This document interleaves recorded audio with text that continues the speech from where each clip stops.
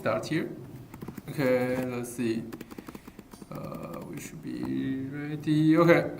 Any question from this time? So last time, let's go over quickly. Last time we go over the properties of a discrete-time Fourier transform, and we end with this convolution property, which is a very nice property. It says that convolution for a discrete-time signal in a time domain will Fourier transform to multiplication in the frequency domain. Okay, and just like in the continuous time Fourier transform case, the convolution property tells us a lot about the LTI system. It tells us that if we have this y as input x convoluted with the input response h, then big Y is being input big X. In the frequency domain, big Y is input big X. Just multiply with this frequency response. And this frequency response big H is the same as the one we defined in chapter 3. And now we have found how to transform back and forth between the small h and the big H. You can transform back and forth between them using the discrete time Fourier transform formulas. Okay, and we're seeing a whole bunch of systems. So we see this ideal low-pass filter. So ideal low-pass filter for discrete time should only pass things around this multiple 2π.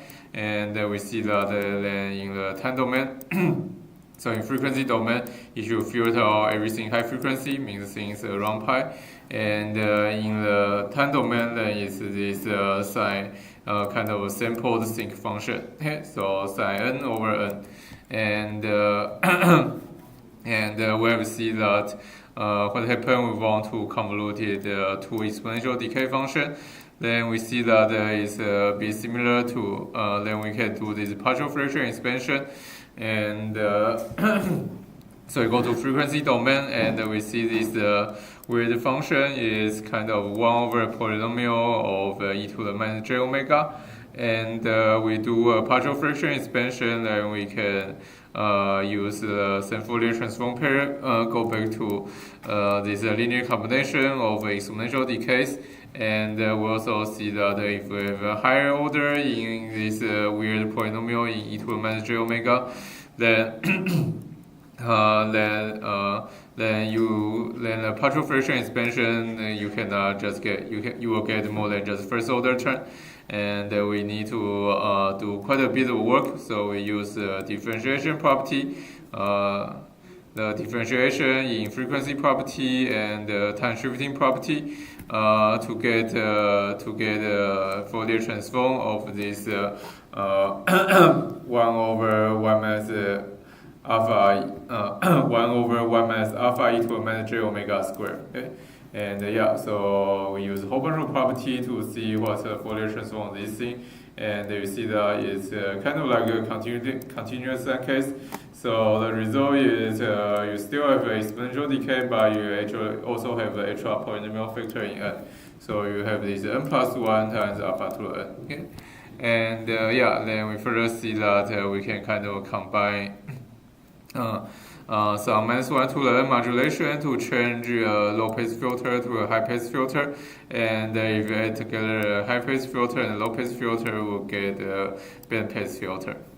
Okay, so this is kind of a system design you can do with by considering what's the frequency domain response of your LTI system.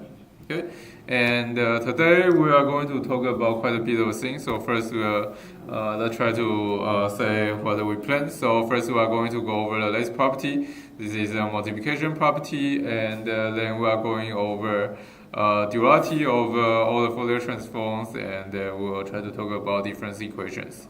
So in difference equation using the discrete-time Fourier transform. Okay, so first is the multiplication property. Is well, it's quite simple.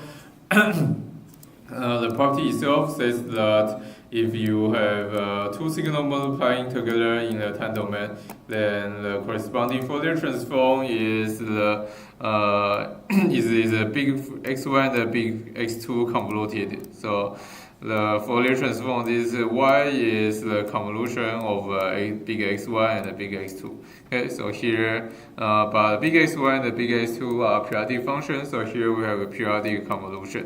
Means that this convolution, so we are doing convolution with respect to this variable omega. So it was x1 of e to the j omega and x2 of e to the j omega. Now this omega becomes theta, and then this omega becomes omega minus theta. And this is periodic convolution, so we're only integrating over a period of 2 pi, and we divide by 2 pi. Okay. And the derivation itself is, I guess it's not too interesting, it's quite standard. So basically we use this two Fourier transform equation. So this Fourier transform equation and the inverse Fourier transform equation back and forth. So and then we try to substitute everything. So this small x1 and small x2 will become big x1 and big x2. So we have a big y expressed as a small y. So basically we want to express the big y as big x1 and the big x2. So first we express big Y as a small y, so we use this equation. So big Y is summation small y times e to the minus j omega n. Then we express small y with this equation. Now we go to x1 and x2. And then we use this equation, this inverse equation, to describe x1 and x2 as big x1 and big x2. Okay. And we do this kind of step by step. Okay, so first we express x1 as small x1 as big x1. So here is just changing small x1 to big x1. And I guess here is a crucial step that is a step that you usually do when doing this kind of calculation or this kind of proof, is you change the order of summation and the integral. So here you see you sum over n first, then you do this integration over theta. And we want to change the order of summation and the integral, so you put everything inside this integration over theta. So now you have this integration d theta on the outside, and inside you try to sum n. So you try to do summation over n first. So you look at what things are dependent on n. So things dependent on n are this x2 of n and x2 of n, and this e to the j theta n, and this e to the minus j omega n. Okay, and you combine e to the j theta n with e to the minus j omega n, you got e to the minus omega minus theta n. Okay, and this summation, you can now compare it to, okay, and and this summation you can compare it to this summation, equation 5.9, as to express this as big X2. Okay. And you compare this to this, then you see that the only thing you change is you change omega to omega minus theta. So this is, and so you change this side from omega here to omega minus theta. Then you also change this omega to omega minus theta. So this is just x2 over e to the j omega minus theta. Okay, and so we arrive at what we want to derive with big Y equal to the convolution between x1 and x2 with x1 of theta and x2 of omega minus theta integrated over theta. Okay, so that's a quick overview of the proof, and let's see a few examples of this. Okay, so we see that we can calculate a pretty complicated Fourier transform from this. So we set up a nice example where our x1 is the sinc function and the x2 is also the sinc function. So sine n over n and sine something n over something n. Okay, and we know so x is the multiplication between x1 and x2. Then big X should be this convolution. Okay, and we know that. Okay, so I guess before we go to detail of x1 and x2, we go over a bit of a trick that let us think about this periodic convolution a little easier. Is that we know x1 and x2 are both periodic functions with period 2 pi, and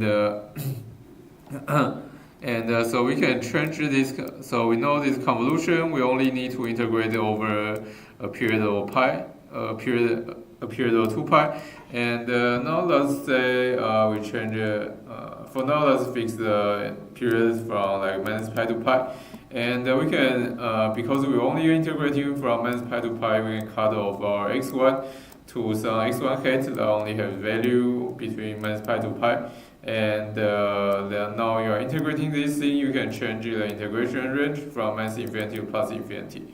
Okay, so basically we are changing this limit to x1. We say instead of integrating from minus pi to pi of this periodic function or period 2 pi, we are integrating from minus infinity to plus infinity over a function that only have value from minus pi to pi. So basically we cut off x1 from minus pi to pi.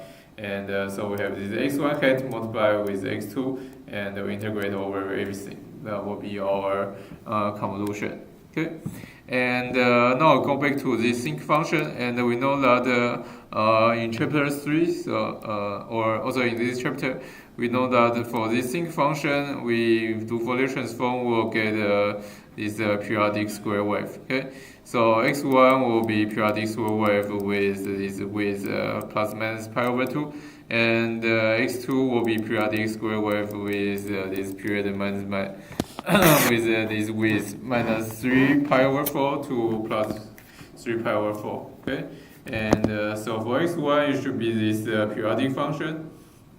Let's see, where am I? Okay, so for x1 it should be this periodic block wave, and but because we cut off it from minus pi to pi, and so for x1 hat it only has value, it only has this block, and x2 still has many blocks. Okay, it's this block wave, and then we can go to do convolution, and today we are going to skip over a lot of calculation, but I think you have done enough convolution to kind of get a feel that if you convolute this function with this function, then basically you try to have you convolute this function with this function, and so then you try to see what's their overlap by dragging this thing over this thing, and you kind of get this. Okay, so when you this block inside this block, then you got these flat points, high flat points, and when they partially overlap, you get these slopes, and when let me see, and when this block is, when this empty point is totally inside this block, then you got this lower flat point, etc. Okay, and so that's an example of our multiplication property, which we get periodic convolution between two periodic signal, and we see that we can kind of view convolution of two periodic signal as a convolution of just one period of one signal and a periodic signal. And the result is once again periodic signal with a period 2 pi. Okay, and so that's this property of discrete-time Fourier transform, and we have those tables that summarize all the property we talk about. The table will be provided in the exam, and also you can look at it then when you have free time. It's nice. You have all those properties. And also we have some Fourier transform pairs. I think we go over almost all of them. Okay. I guess the only one we didn't derive. Okay, so we just see the periodic square wave. No, that's a different one. Okay. So we just use this square wave one, and the only one we didn't explicitly derive is, I think, this one. Okay, so on the partial fraction expansion, we only derive the second order term, so 1 over this 1 minus something square. So we derive this one, and we say you can do differentiation more times and get a higher order term. And here we just have the resolve all the higher order term here. So you have R order, then basically you get then basically you get you get something very weird. Yeah, you get this weird rational term, so n plus r minus 1 factorial over n factorial divided by n factorial times r minus 1 factorial.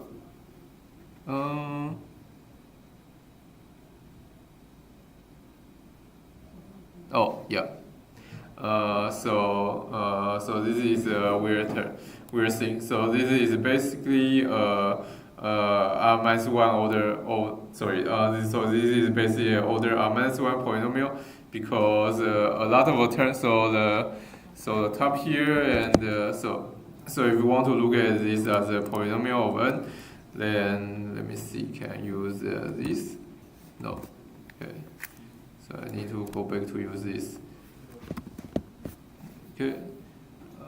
Let me try this thing. Okay. So this looks like a rational function, but we can look at this more carefully. Then you realize that this factorial just has more terms than this factorial. This is a factorial of just a larger number. So so basically, so this is n plus r minus one times n plus one times n plus r minus two, etc. And just everything after n and n minus 1 also will cancel with this n factorial. So you are left with r minus 1 terms on top. So this is r minus 1 order polynomial here. Order r minus 1 polynomial. Okay. And anyway, that's all the properties. And as we say, we'll, I guess, before going into dualities, do people have questions? Okay. If you are okay, then let's go to duality. Okay. So duality of Fourier transform. Okay. So let's start with a bit of a review. So in the continuous time Fourier transform, we say there's a very nice duality. So we say we have a time domain signal transformed to a frequency domain signal. Then if we put the frequency domain signal back to a time domain, then we see that it transforms to this frequency domain signal that looks like this time domain signal. Okay, so we have this duality, and we have a kind of a explicit derivation of this or explicit formula of this. So we say if some small x of t Fourier transform to big X over j omega, then you put this big X over j omega just as a function of t. So you write this big X over jt. Then we'll Fourier transform to something very like small x, but you multiply by 2 pi, and you change t to omega, but you also need to add minus sign. So you change t to minus omega. Okay, and then we said that this h1 2 pi and the h1 minus sign goes from you have a h1 2 pi here, and also you have a h1 minus sign here. So those two equations are not totally sense, and you get a bit of extra things here. Okay, so that was the duality in chapter 4. And now we're thinking about can we get a duality in chapter 5. And you see that this small x over n and the big X over e to a j omega, you cannot have a duality between them. So it's not possible to put this small x become a big X, just because small x is a discrete time signal and the big X is a continuous time signal. Okay, so it doesn't make sense to change a discrete time signal to a continuous time signal. Okay, the other way, there is some way to say it, but it's still weird. Okay, and but instead, so there are other type of duality we'll talk about today. And so first we start with the duality. So those are all the Fourier transform we talk about. We have a continuous time, discrete time, and the Fourier series for periodic signal, and the Fourier transform for a periodic signal. Okay. And so we say chapter 4 we have this Fourier transform between small x and the big X, and then chapter 5 we say we can have a duality between in itself, but actually in chapter 3 there is something we talk about that have a very strong duality. That's the discrete time Fourier series. So discrete time series we have those xn and we have those ak. Okay. Discrete Fourier series, we have this x of n is a periodic signal with a period big N, and then we have those ak that we were thinking about it as just some coefficients, but we might as well think ak just as a function of k, and ak will be periodic because from all the calculation we done before. So you can treat ak as a discrete function of k, and we have seen that ak will be periodic in k with a period big N. Okay, and now we just look at those two equations, and we see that once again they are very similar to each other. So we have a periodic discrete signal with a period big N in x of n, and AK is another periodic signal, discrete-time periodic signal with a period bigger. Okay, and how you transform from xn to ak and transform from ak to xn is very similar. So you have some n, some k, and only difference is you have one more big N here, and then you have extra minus sign here. Okay, and because they are very similar, so you can do a bit of derivation. So you do a whole bunch of change of variable. Then you see that so here is the result. Okay. So if you have some g of n Fourier transform to some coefficients f of k, then you just put this f of k to some time domain signal. So you change k to n, then you get some f of n, and this thing will Fourier transform to something very similar to g. It will transform to this 1 over n g of minus k. Okay, and yeah, so that's a very nice property. So for example, we can have those. So this is the example. We have do calculation before. So we have some g of n. That's this periodic block wave with 5, and you will Fourier transform to this sine over sine function, and so g of n will Fourier transform to this bk.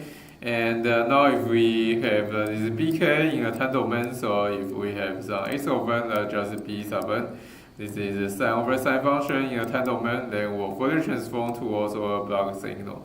Okay, so it will Fourier transform to this ak, that's is 1 over 9 with width 5 and 0 all other place. Okay, so yeah, so we see the discrete signal has this duality.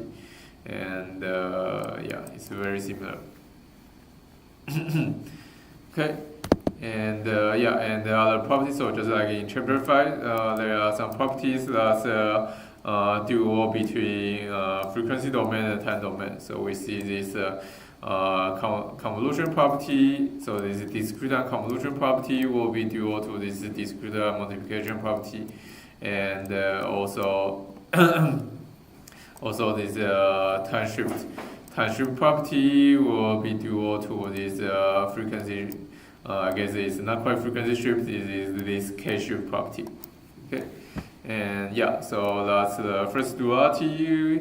First actual duality we talk about is the duality on discrete Fourier transform. Okay, or discrete time Fourier series. Okay, and then we now want to talk about the next duality. So the triple thing also have a duality, so we kind of hint this a bit before. So it has a duality to the first thing we talk about in chapter 3. Okay, so in this continuous time Fourier series. Okay, so this is quite a funny duality. Okay, so we say that in our discrete Fourier transform we have this discrete function in time domain and continuous function in frequency domain. Okay, and then it can dual to this continuous time periodic signal because we'll kind of first we check the syntax it works. So we have this discrete. Well, this is now we think ak as a function of k again, and so this ak is like a discrete time signal in the frequency domain, and x of t is a continuous time signal. It's a periodic continuous time signal, well, obviously in the time domain. Okay, so we can have this x of t change to big X of j omega, and ak change to small x of a sub k change to x of n. Okay. And to do this, but this is a really weird duality, and to do this change, first you need to do something very weird. That's I guess it's not very weird. It's something funny. Is you need to change a period. So remember, in the continuous time Fourier series, x of t can have any period. It's just a periodic signal. It has some period big T. But for big S of e to a j omega, we say it has period 2 pi.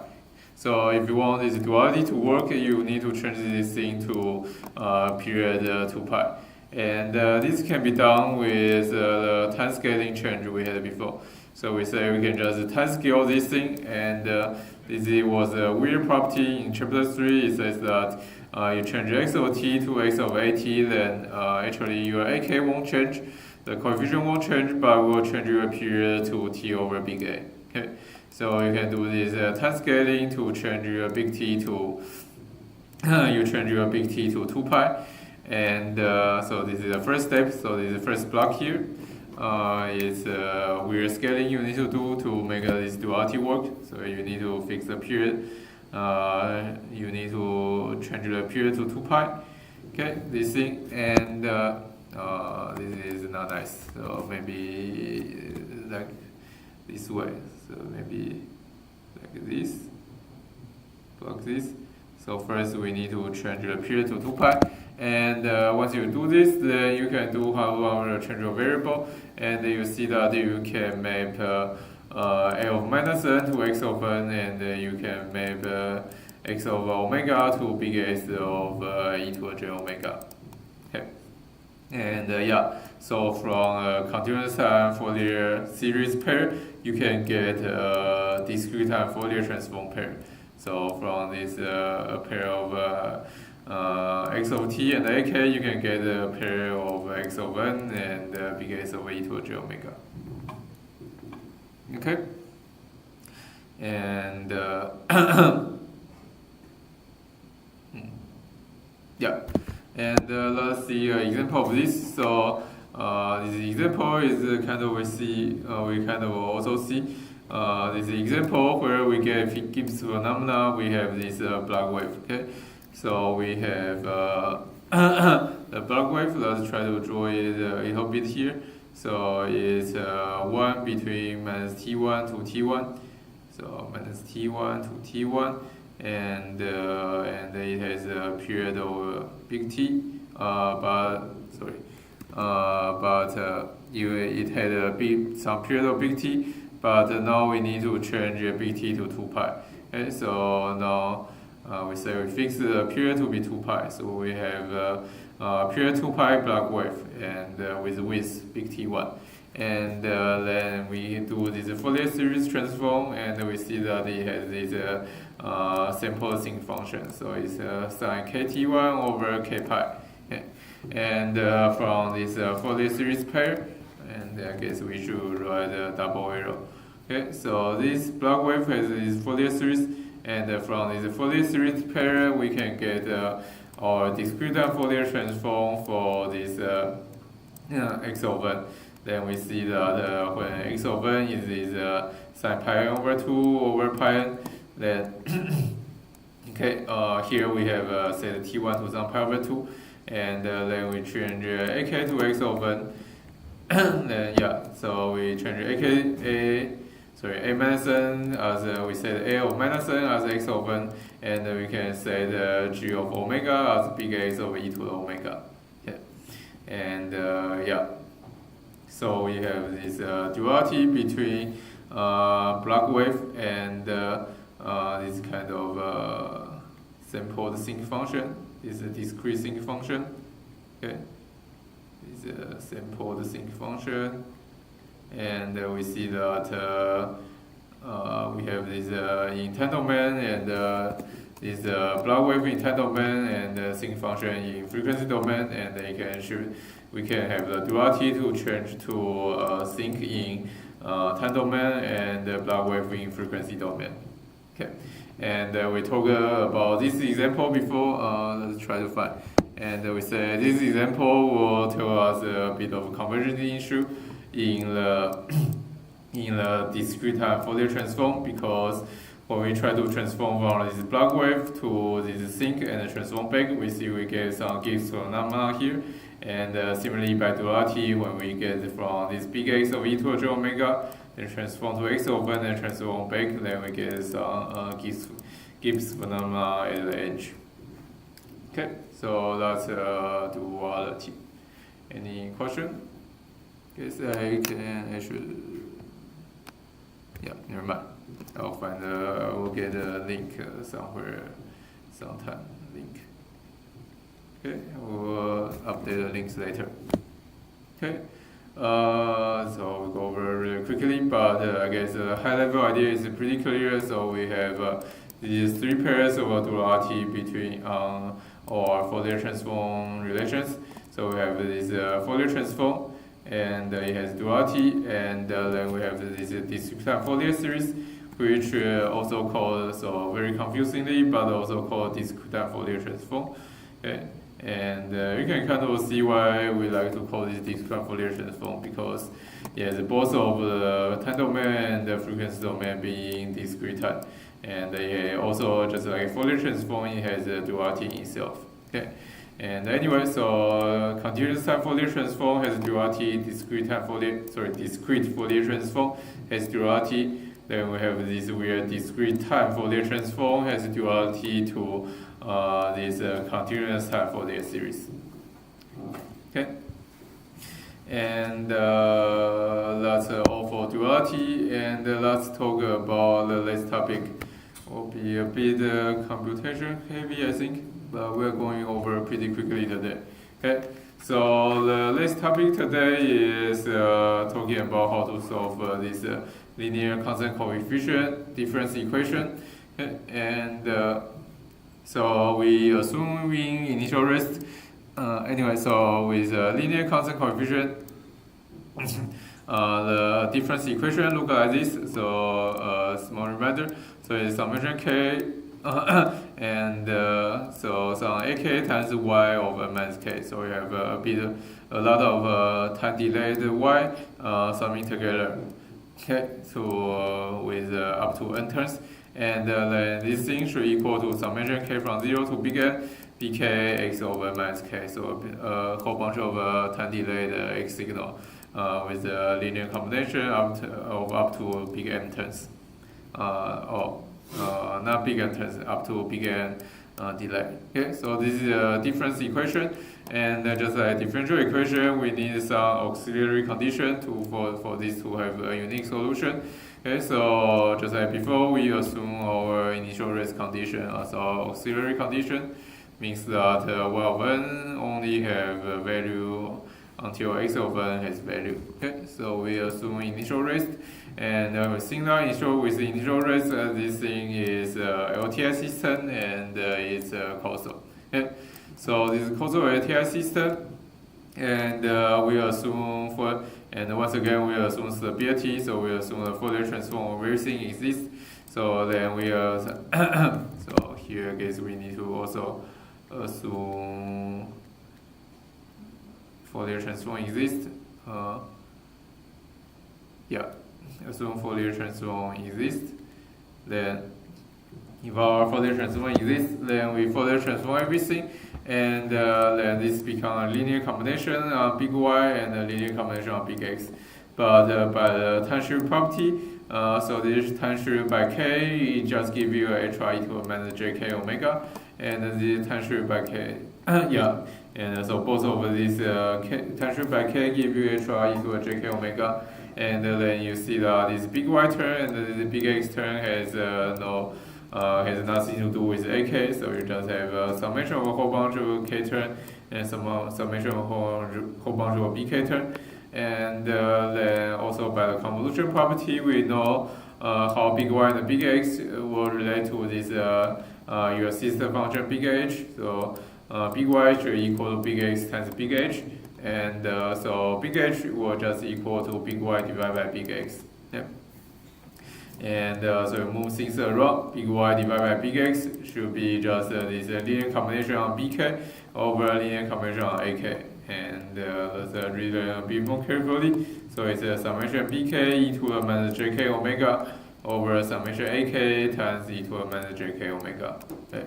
So this is a polynomial on e to the minus k, e to the minus j omega over a polynomial on e to the minus k omega. Sorry, e to the minus j omega. It's a bit weirder a bit more complicated than the continuous time case, but you see the idea is the same. So yeah, so you do Fourier transform on both sides and use a bit of property to get big H as the direct rational function with coefficients, some rational function, kind of like omega, and with coefficients you can read off from these bk and ak. Okay, and so that's the general idea. But to actually solve this, once again, we need to do partial fraction expansion. Okay, and to give an example, so we have a difference equation that's set up nicely here.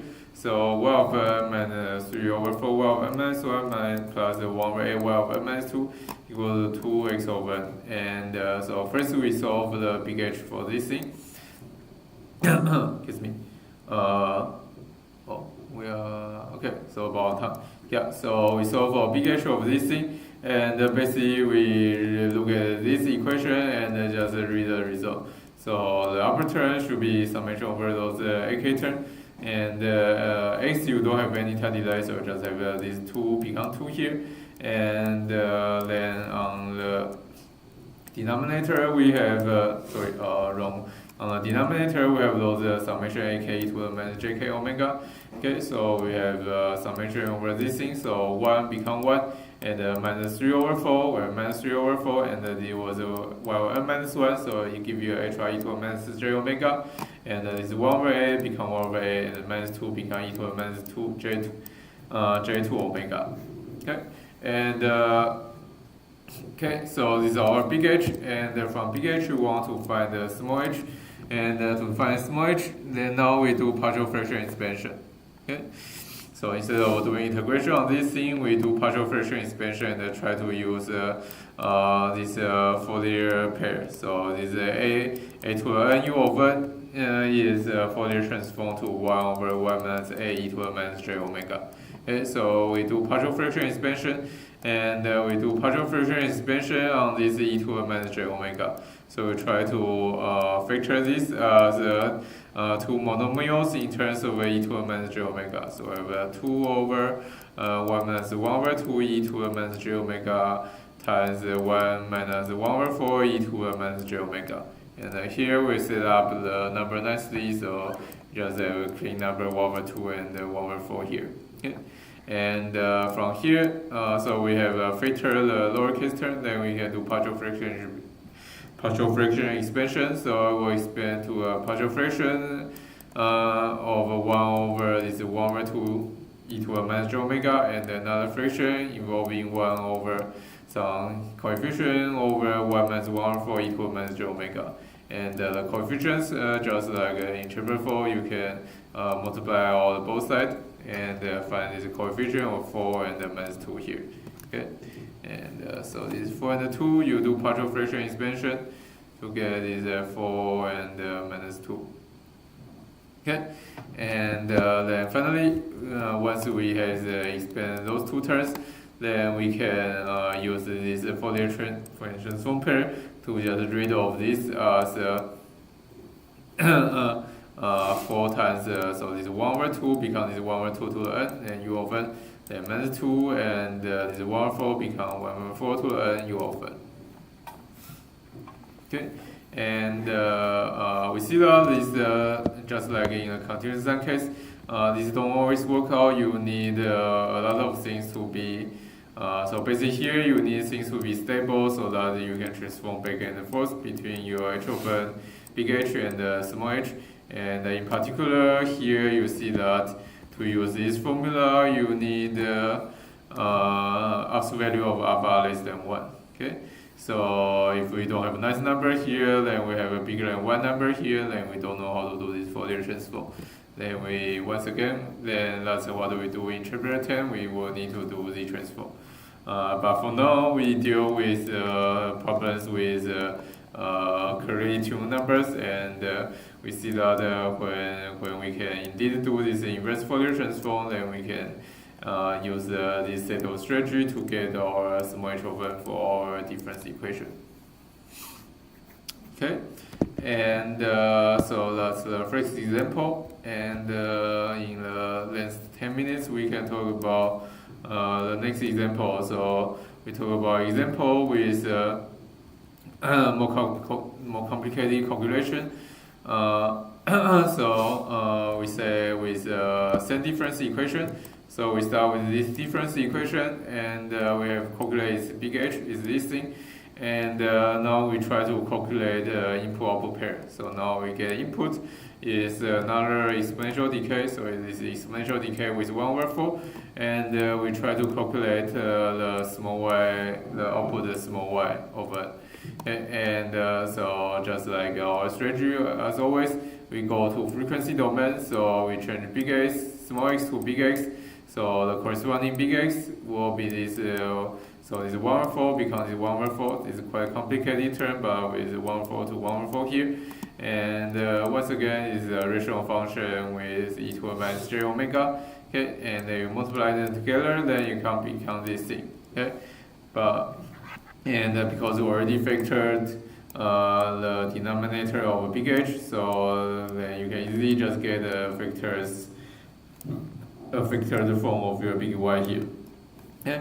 But here then you see the partial fraction expansion is harder, because now you have a second order term here. You have this 1 minus 1/4 e to the minus j omega and a square term here. Okay, and you have this second order term. Then our partial fraction expansion is harder. Then you will expand to a term with this 1/2, and but with two terms for this the second order term. So you have a first order term and a second order term here. Okay, so first order term with this 1/4, and the second order term with this 1/4 here. Okay, and but anyway, so you have three terms, you have three coefficients, and you can multiply them out and solve for those three coefficients, and then you should get this -4, -2, and 8. And then finally you inverse Fourier transform them back, and so this 1/4 once again become 1/4, 1/2 become 1/2, and for the second order term we need to use this example 5.13. Can I click this? Okay. Oh, sorry. We use this example 5.13. Okay, so this example we talked about before. We spent a lot of time to calculate the inverse Fourier transform, and we get that. Okay, and we get that is this still 1/4 to the n term, but with HR minus 1 term in front. Okay, and so this is our Waffen. It's 3 exponential, basically exponential decay term starting at n equal to 0. And that's consistent with our initial race condition. So our x of n initial race is 0 until n equal to 0, and our y of n is also 0 until n equal to 0. Okay, and yeah, so that's example 5.13, and also the result is here. And yeah, so that's about chapter 5, and a bit of a summary. I guess our summary skip a lot of things, but the most important equations are here. So we have our discrete Fourier transform pairs here. So we have our discrete Fourier transform equation. So this is the Fourier transform equation and the inverse Fourier transform equation. I guess that's a look read over and through once again. So x of n equal to 1/2 pi. Integration over 2 pi big X over e to the j omega equal to j omega d omega. And big X over e to the j omega equal to the summation from minus infinity to plus infinity, x over e to the minus j omega. So this is our Fourier transform pair equation. And I guess the most important thing to remember is that big X over e to the j omega now is always periodic with period 2 pi. And let me see a whole bunch of different property of this. And also see that for some functions, the transforms are not so easy to calculate, but we can use this back and forth transformation to get some weird transform pair. For example, the periodic functions, we get some delta function, some impulse train on our big X over e to the j omega, etc. Okay. And so I guess that's chapter 5, and we have 5 more minutes, but we can probably take a break earlier. And next Monday we'll start on chapter 9, and so we'll go to Laplace transform, and that will help us deal with all the all the differential equations where the Fourier transform don't converge. Okay. So if no question, then let's see you next Monday and starting on Laplace transform.